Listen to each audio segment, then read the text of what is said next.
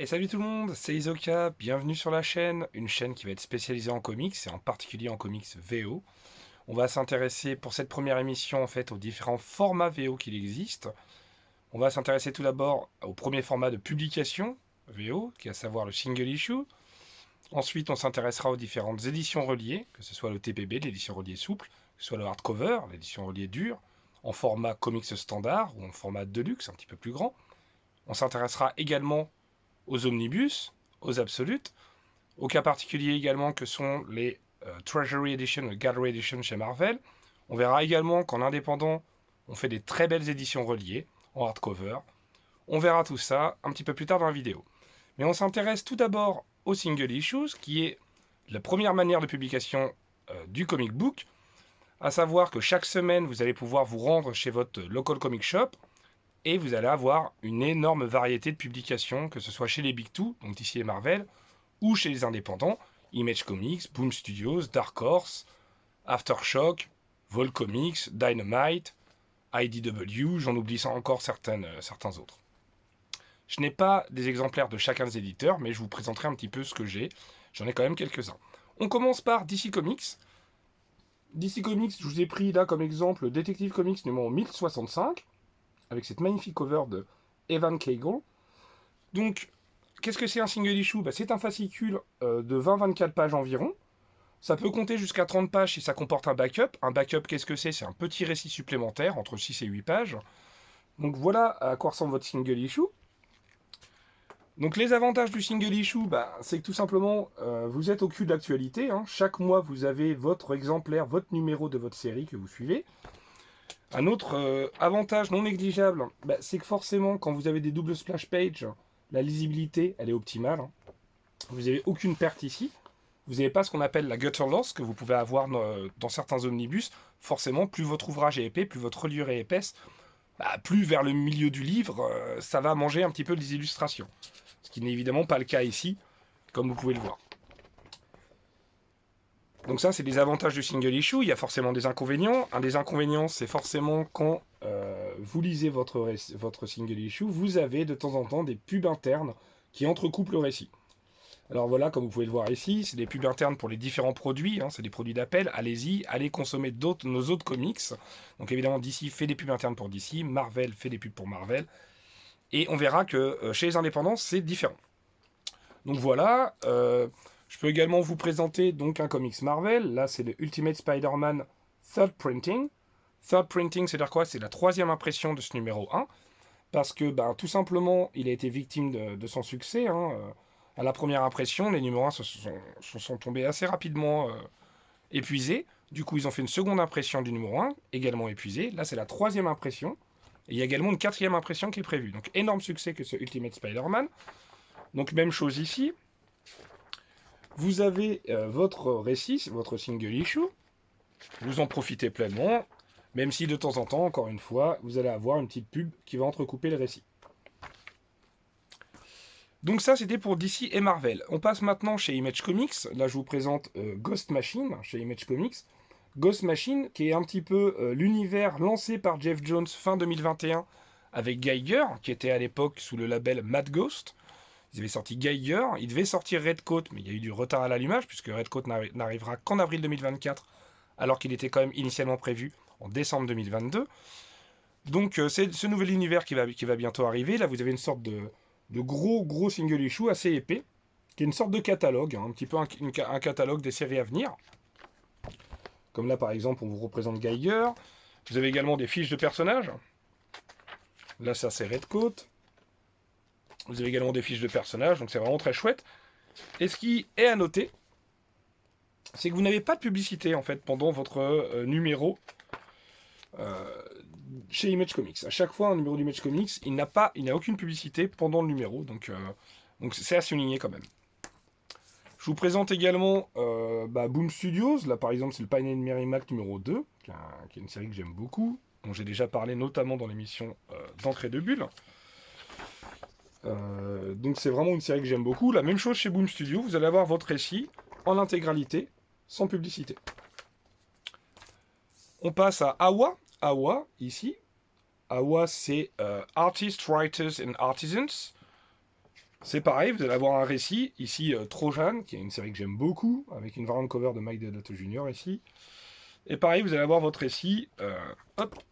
Mais ça peut arriver aussi chez les indés, parfois vous avez de la publicité interne au sein du récit. Donc ça n'est pas le cas chez Image Comics, ce n'est pas le cas chez Boom Studios, mais c'est le cas notamment chez Awa. C'est le cas également chez un autre éditeur, chez Dynamite, notamment qui édite Elvira, Vampirella, Red Sonja, mais également des séries Disney telles que Gargoyles, Maleficent, Scar ou encore Hades. Donc ils font des Disney Villains. Donc là je vous présente Elvira, une horreur lente qui est vraiment une série géniale, dont on parle également dans D'encre et de Bulle. Et là effectivement aussi chez Dynamite, vous allez avoir de temps en temps des petites publicités internes au cœur du récit. Donc ça, il faut le savoir. Je vous présente également Aftershock. Alors Aftershock, c'est un éditeur qui est un petit peu moins connu.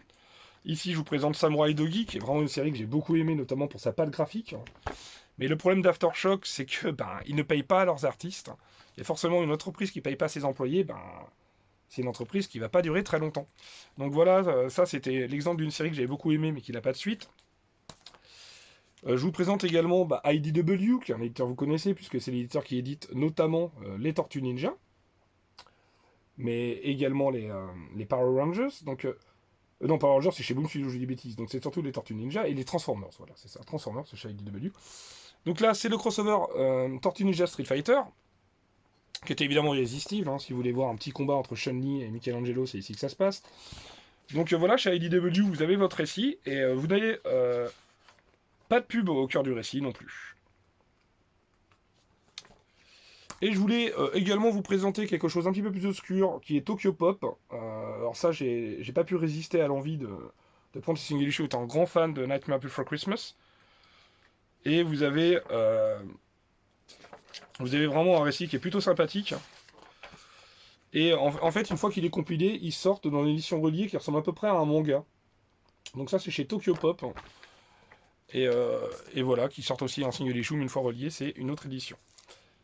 Parfois, le single issue est un petit peu particulier, et aussi entre le single et le TPB, parce que comme je vous l'avais dit, parfois, vous pouvez avoir des numéros plus conséquents, des numéros doubles, 40, 50 pages, et notamment, parfois, vous avez des numéros un petit peu à part, comme notamment les One Bad Day. Alors, les One Bad Day qui ont fait un petit peu polémique en France, à cause de leur prix notamment et de leur faible pagination. Alors, en VO, ils sont sortis sous forme de single issue, alors j'aimais beaucoup d'ailleurs, pour chaque vilain, vous avez le petit symbole sur la quatrième de couverture que je trouvais très sympa. Et ils étaient sortis à 7,99$, qui est quand même un prix qui est quand même assez acceptable. Et quand je vous disais que c'était une espèce de TPB, c'est comme vous pouvez le voir, vous avez un petit dos carré ici avec écrit Batman One Bad Day Mr. Freeze. Oui, celui-là, c'est le Mr. Freeze, dessiné par Matteo Scalera, c'est très beau. Donc voilà. Vous avez également, dans le même genre, le Superman Space Age de Mark Russell et Michael Red, qui est en 3 issues de 80 pages. Là, ils viennent de sortir la semaine dernière Batman Dark Age. Cette fois, ce sera 6 issues de 48 pages. Donc, ils ont un petit peu décomposé légèrement différemment, en fait, leur récit. Et là, c'est pareil, vous avez un énorme récit, que ce soit, je ne vais pas préciser que ce soit pour One Bad Day ou pour Space Age, c'est des récits à part, et vous n'avez pas de publicité non plus pendant ces récits-là. Ils sont un petit peu plus chers, il était à 9,99 le Space Age, mais encore une fois, c'est une sorte de TPB, il y a 80 pages. Donc voilà pour les single issues. Je voulais également vous parler des single issues au format un petit peu différent. Comme notamment, ça avait été inauguré par le Black Label. Là, je vous présente le Wonder Woman Historia, le numéro 3, qui est dessiné par Nicolas Scott. C'était en 3 numéros. Et là, pareil, vous avez, avec un petit dos carré comme ça, une couverture souple, mais une belle couverture. Et voilà, avec vraiment un format beaucoup plus large pour pouvoir bien apprécier les planches, soit de Phil Jiménez dans le premier numéro, soit de Gene A dans le deuxième, soit de Nicolas Scott ici. Donc voilà, et ce format un petit peu Black Label avec donc plus haut, hauteur de luxe et plus large, presque franco-belge en largeur, a fait des émules également chez les éditeurs indépendants, notamment chez Image Comics, qui propose The Forge. Ça, c'est Greg Rucka qui propose une série méca science-fiction. J'aime la science-fiction, mais méca, c'est pas forcément mon truc. Mais Greg Rucka, je pouvais pas résister. Je vous avoue, je l'ai pas encore lu. Là, on n'a pas de dos carré. C'est vraiment quelque chose pareil, une reliure un peu plus classique. Et voilà, c'est quelque chose d'assez intriguant cette série, mais tout ça pour dire que plus au-delà de parler de la série, c'était pour parler du format. Donc vous avez également des formats, voilà, un petit peu black label, ce que j'ai entre guillemets. Il y a Boom Studios aussi qui a proposé avec Vicious Circle, qui est sorti en français il n'y a pas très longtemps. Donc ils avaient sorti ça à 9,99$ chez Boom Studio, pareil, avec un dos carré, ici aussi. Et ce qui est quand même très agréable pour apprécier les planches de Libermero, c'est vraiment superbe. Et en VF, je tiens à dire que vous avez une édition supérieure, parce qu'elle est encore plus grande dans le format Urban, donc pour apprécier les planches, c'est quand même très chouette. Il y a également Aftershock, dont j'ai parlé tout à l'heure pour Samurai Doggy, qui font ces formats-là avec Jimmy's Little Bastards, qui est la suite de Jimmy's Bastard, une série de Garth Ennis, qui est une série assez légendée et qui va assez loin, sans révéler évidemment le twist assez incroyable de Jimmy's Bastards. Donc là, pareil, vous avez, ça vous permet de pouvoir notamment apprécier les planches. Je crois que ça c'est Ross Brown, si je dis pas de bêtises. Et Dark Horse également s'y est mis, avec notamment les dernières séries de Matt Kind, que ce soit Subgenre ou celle-ci, la dernière en date, If You Find This, I'm Already Dead. Donc là c'est pareil, vous avez des formats assez sympas, assez grands, pour pouvoir bien apprécier les différentes planches. Donc ça c'est vraiment très bien. Donc voilà pour les single issues, je crois qu'on a fait à peu près le tour. Donc comme je vous l'avais dit, une fois le single issue sorti, après évidemment, après quelques mois, on fait des compilations dans des éditions reliées. Pardon. Donc d'abord le TPB évidemment. Alors le TPB c'est le format souple d'une édition reliée. Là je vous présente le Punisher de Jason Aaron, les 6 premiers numéros. Alors évidemment en fonction de la pagination le prix va varier. Là vous avez 6 numéros, mais 6 numéros qui sont presque des numéros doubles. Donc évidemment il est à 25$ ce TPB, donc il est un peu cher. Donc voilà, c'est vraiment... hop. Là, vous avez vos issues qui sont compilés forcément en TPB, donc version souple. Les TPB, vous en avez différentes sortes. Le TPB, ça peut relier entre 4 numéros jusqu'à énormément de numéros, et on va le voir ensemble. Vous avez des TPB plus épais, comme celui-là par exemple, le Loki Complete Collection Agent of Asgard, qui lui est beaucoup plus conséquent, qui doit faire entre 3 et 400 pages, puisqu'il comporte l'intégralité de la série, à savoir les 17 numéros, plus Original Sin 5.1 à 5.5 de Tenth Realm, le 10e royaume, qui est assez important pour, au sein du run de Thor de Jason Aaron. Donc voilà, Loki et John of Asgard. Vous avez également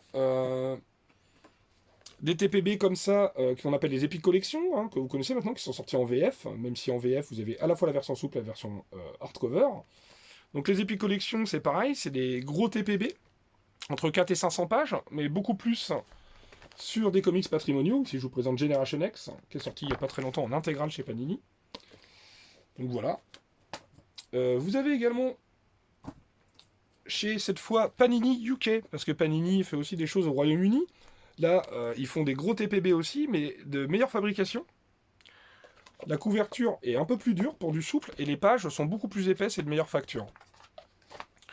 Donc évidemment, là, je vous présente Oxbox, qui est un récit incontournable, si vous aimez les X-Men, ou même si vous voulez chercher éventuellement une porte d'entrée. Le début de l'ère Krakoa, c'est vraiment extraordinaire, Oxbox. Vous avez également des formats plus réduits, un petit peu, ce qui est inspiré clairement Next Gen pour Panini, notamment. Voilà, c'est ce format un petit peu perfect de manga, choses comme ça. Donc là, c'est pour le Magicien d'Oz de Scotty Young, qui est pour moi un de ses meilleurs travaux en termes de dessin. C'est vraiment magnifique. Malheureusement, Panini n'a sorti que le premier de ce Magicien d'Oz, alors que vous avez 3 volumes comme ça. C'est vraiment un régal, c'est vraiment dommage. Ce serait bien qu'ils sortent la suite, c'est super. Et pour finir sur les TPB, vous avez ces espèces de gros TPB énormes qu'on appelle les compendiums. Ici, je vous présente le volume 2 de Starman de James Robinson. Vous voyez, c'est vraiment quelque chose d'énorme. C'est un énorme TPB qui compile quasiment 50 numéros, qui fait plus de 1300 pages. C'est vraiment gigantesque. Et ça permet vraiment de pouvoir aussi d'avoir pas forcément profiter des planches, parce que comme je vous le disais, là forcément vous avez une plus grosse reliure, donc contrairement au single issue, vous avez moins profité des doubles splash pages, mais vous avez plus de numéros compilés. Et au niveau du prix, c'est beaucoup plus rentable forcément. Donc voilà pour les TPB, qui étaient les éditions souples reliées. Maintenant, je vais vous présenter les différents hardcovers. On va commencer par le hardcover standard. Alors les hardcovers standards chez DC et chez Marvel, il faut savoir qu'ils sont tous accompagnés d'une jaquette. Donc là, je vous présente Wonder Woman Black and Gold. Alors vous connaissez un petit peu ce genre de choses. Hein. Il y a eu des Batman Black and White. Hein. Vous avez eu des Black, White and Red, Black, White and Blood, Black, White and Green bientôt chez les Tortues Ninja, chez IDW qui sortiront. Donc bref, c'est une tentative artistique un petit peu d'utiliser la couleur pour servir la narration. Donc bon, voilà, là je vous présente celui-ci. L'intérêt aussi, c'est que la jaquette, normalement vous avez une autre illustration en dessous. Là c'est évidemment le cas pour ce Wonder Woman Black and Gold, comme vous pouvez le voir, très, très belle illustration ici. Vous en avez une autre là. Voilà. Et forcément, ça c'est un récit anthologique en général, hein. C'est plusieurs auteurs et plusieurs dessinateurs qui se succèdent pour raconter différents récits. Et ici, c'est Black, White and Gold, il faut rajouter du doré au noir et blanc. Donc les hardcovers standards ont des jaquettes, les hardcovers deluxe également. Là, je vous présente le premier Deluxe de Thor, qui n'est jamais sorti en VF, hein, évidemment. C'est le premier Deluxe de Thor après Thor God of Thunder. Donc après les deux premiers Deluxe, à savoir le Massacreur de Dieu et les Dernières Heures du Midgard, normalement, vous avez celui-là. À savoir les 8 premiers numéros de la série Thor de 2014 et l'annuel 1. Donc même chose, vous avez une jaquette qui s'enlève. Et derrière, en général, vous avez une autre illustration. Et ça peut être en wraparound. Wraparound, c'est quoi? C'est tout simplement, en fait, que ça englobe le tout. Alors là, c'est une espèce d'opposition entre les deux personnages et deux incarnations de Thor. Hein. Thor Odinson l'indigne et Jane Foster qui récupère Mjolnir. Magnifique run de Jason Aaron que je vous conseille évidemment, même si Marvel l'a pas beaucoup aidé au niveau de l'édition. Mais ça, c'est un autre sujet. Donc voilà pour le hardcover Deluxe. Vous avez également ensuite, finalement c'est un hardcover Deluxe, mais à pagination beaucoup plus importante, à savoir l'omnibus, évidemment.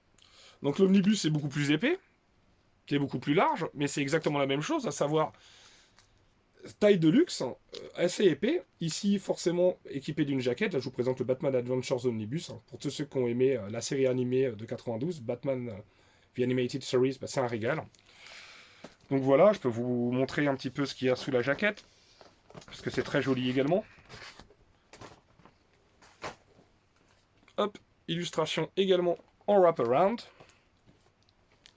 Voilà, hop, c'est une petite galerie de méchants et Batman. C'est très sympa. Et ouais, comme je vous disais, hein, franchement, quand on est amoureux de la série animée, c'est un petit peu un incontournable. Donc voilà. Tout ça pour vous dire, Omnibus, c'est évidemment un des formats. Vous avez également ensuite le format au-dessus encore, c'est l'Absolute. L'Absolute, c'est vraiment un format qui est très grand. Si je vous montre par rapport à le Deluxe de Thor, par exemple, vous allez tout de suite voir que c'est quand même beaucoup plus grand et beaucoup plus large. Okay. Donc vraiment, il n'y a pas photo. Donc là, un Absolute, c'est DC qui propose les Absolutes en VO. Il est souvent accompagné d'un étui. Voilà. Donc ici, c'est le Swamp Thing d'Alan Moore. Alors le Swamp Thing d'Alan Moore, il a fait polémique un petit peu au niveau de l'Absolute, puisqu'il a été recolorisé. C'est pas les couleurs d'origine, donc les puristes n'apprécient guère. Ce que je peux tout à fait comprendre d'ailleurs. Mais c'est vrai que ça change énormément le récit. Bon, moi je voulais quand même ces Absolutes, donc j'en suis content. Mais c'est vrai que là, vous avez des couleurs beaucoup plus flashy, qui sont beaucoup moins dans l'esprit de ce qu'avait fait l'équipe artistique à l'époque. Mais Stéphane Bissette et Alan Moore. Mais voilà, c'est quand même des très belles éditions, très grandes. Donc c'est un petit peu les éditions de luxe de DC, parce qu'elles sont très chères quand même. Donc voilà, ensuite je voulais vous parler de quelques formats particuliers. Vous avez également forcément le format à l'italienne. Alors le format à l'italienne, là je vous présentais Collant chez Image Comics. Donc, qui a été édité également en VF en format à l'italienne, je crois même dans un format beaucoup plus grand et beaucoup plus large chez Panini. C'est vraiment un bouquin très impressionnant. Et il faut savoir que c'est un format qui sert la narration. C'est vraiment un récit incroyable en Ecoland, qu'il faut vraiment lire. Le format italien sert clairement la narration, ce qui n'est pas toujours le cas de tous les récits édités dans ce format-là. C'est vraiment assez incroyable, Ecolands. Si vous ne l'avez jamais lu, je vous le conseille fortement. C'est vraiment fou. C'est une expérience de lecture assez géniale. Dans les formats encore particuliers, vous avez évidemment, je vous ai un peu présenté tout à l'heure en single, mais les Black Label. Les Black Label, de toute façon, en VF, c'est pareil. Vous avez Batman Damned, vous avez Arline, vous avez Aquaman Andromeda, etc. Et donc, c'est les formats de luxe, mais plus larges. Sauf que forcément, les éditions VO, elles ont une jaquette en plus. Et il y a un effet qui est assez chouette, quoi. Comme vous pouvez le voir avec Arline, là, par exemple. Paf. Vous voyez, ça fonctionne plutôt bien. Donc, ça fonctionne plutôt bien. Et c'est vrai qu'à chaque fois, la découverte de ce qu'il va y avoir sous la jaquette, c'est un des plaisirs. Et notamment aussi avec l'habillage qu'il y a au début ou à la fin du livre. Je n'ai pas forcément pensé à vous. Donc forcément, voilà. Ça, c'est une édition qui est vraiment très chouette également. L'édition Black Label. Et je voulais encore vous montrer deux autres éditions particulières chez Marvel dont je vous ai parlé rapidement au départ. Vous avez la Gallery Edition qui est vraiment un format très grand, qui est immense. Ici vous avez Weapon X de Barry Windsor Smith. Alors, ce qui vous permet tout simplement voilà, d'admirer des planches vraiment très grandes. Là on est vraiment dans un format assez gigantesque. Et c'est souvent les récits classiques, les récits cultes. Ils ont fait notamment Daredevil Yellow ou Spider-Man Blue dans cette même édition. Donc c'est les Gallery Edition, c'est vraiment très beau. Bon, c'est assez cher, mais c'est vraiment très chouette. Et vous avez également les Treasury Edition. Treasury Edition qui est un format quasiment aussi grand que la Gallery Edition, mais en souple cette fois. Ici, je vous présente History of the Marvel Universe, qui est vraiment de Mark Waid et de Javier Rodriguez. Quelque chose d'assez somptueux en termes de dessin. Javier Rodriguez, c'est un artiste incroyable. Il a fait également des merveilles sur Defenders. Vraiment, quand on voit ça, on est très très très impressionné par son travail. Il y a vraiment un côté grandiloquent. C'est très impressionnant. Donc voilà, j'adore cette édition également. Et pour terminer, je voulais rapidement vous montrer les éditions hardcover chez les indépendants, qui peuvent être également très belles. On commence par Image Comics, avec notamment leur édition de Ice Cream Man, que je trouve superbe, la Sunday Edition évidemment. Donc ici vous avez 2 boules, puisque c'est le volume 2. Donc on aura sûrement 3 boules pour le volume 3, tout simplement.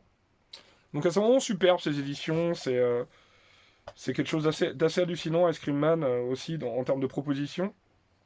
Donc voilà, là, petite référence sympathique à Superman avec le camion de glace retourné, ça c'est génial. Donc vraiment, c'est assez fou. Donc ils font aussi vraiment des très très très très belles éditions. Il n'y a pas photo aussi chez Image. Donc voilà. Chez Aftershock aussi, je vous avais parlé rapidement de Jimmy's Little Bastard. Là vous avez le hardcover de Jimmy's Bastard, tout simplement. Voilà. Boom Studios aussi propose des grands formats. Là par exemple, Something is Killing the Children. Il y avait également, donc c'est la Deluxe Edition, ça c'est le volume 1, le volume 2 sortira en mois de mai. Ça prend quand même pas mal de numéros, je crois, les 17 ou 18 premiers, c'est quand même assez costaud. Les 15 premiers numéros, ouais. Et il y a aussi une édition qui est sortie avec un étui, mais beaucoup plus cher. Donc je ne l'ai pas prise. Et je voulais également vous montrer cette édition magnifique de Granville, l'intégrale. En anglais, évidemment, mais écrit en français, parce qu'il y a évidemment une déclaration d'amour à la France. Pour ceux qui ont lu le bouquin, ils sauront un petit peu. Ça, c'est pas une édition américaine, mais une édition anglaise. C'est une intégrale dans une édition anglaise qui est magnifique. Vous avez absolument tout Granville ici, forcément. Tout ce qui est en train de sortir chez Delirium en ce moment, je vous laisse regarder vite fait la table des matières, de Table of Contents, pour vous assurer que c'est bien toutes les séries Granville qui sortent actuellement chez Delirium. Donc voilà, il y a quand même beaucoup de très très très belles éditions, aussi en indépendant.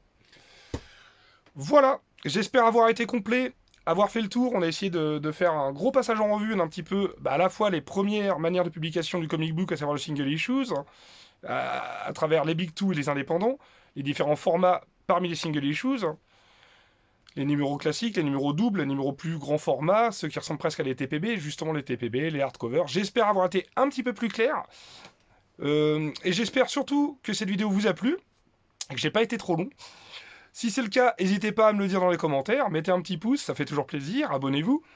Et puis surtout, dans l'espace commentaire, n'hésitez pas à faire des suggestions, des propositions. Ça m'aidera forcément à m'améliorer, à proposer différents contenus. Il y aura évidemment d'autres contenus à suivre sur la chaîne, notamment une petite rubrique issue de secours où je vous parlerai des différentes issues que je dis chaque semaine. Et en tout cas, tout ça, ça viendra très vite sur la chaîne. En attendant, je vous dis salut, je vous souhaite une excellente journée, une excellente soirée et à très vite.